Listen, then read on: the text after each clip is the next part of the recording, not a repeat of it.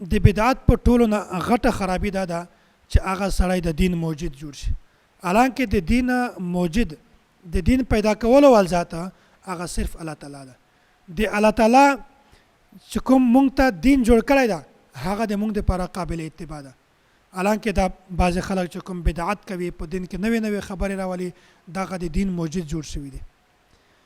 چې کومه خبره کوم دین مونږ ته الله تعالی را رسولی ده د رسول الله صلی الله علیه وسلم په ذریعہ باندې هغه د مونږ لپاره قابل اتباع ده.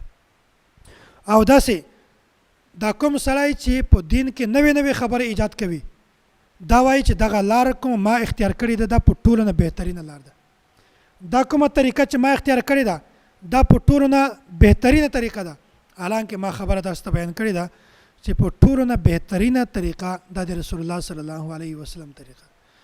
د طرز زندگی د ژوند تیرولو والا چې کومه طریقه ده هغه د رسول الله صلی الله علیه وسلم طریقه ده.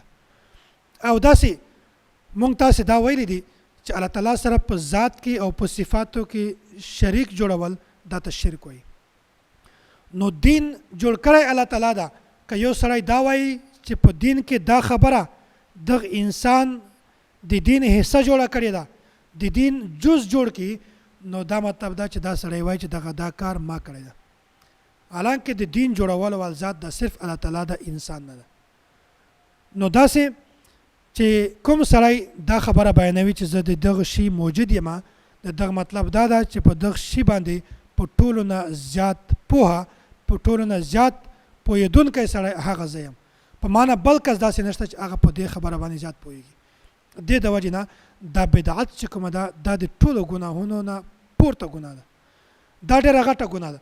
دا خبره مخکې به بیان کړې وه چې په یوه لحاظ سره بدعت چې کومه ده دا په ظاهري ګناهونو نه هم زیاته ګناه ده. ظاهري ګناه انسان ګناه ګڼي خو بدعت یو داسې شی ده چې کوم سړی د بدعت ول کار کوي هغه دغه بدعت نه ګڼي د ثواب ول کار یې ګڼي.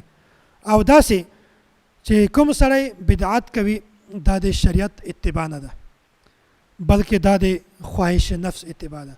الله تعالی دې مونږ تاسې ټولو ته د شریعت اتباع نصیب کړي او الله تعالی دې مونږ تاسې ټول د نفس د اتباع نه په حفاظت کې وساتي.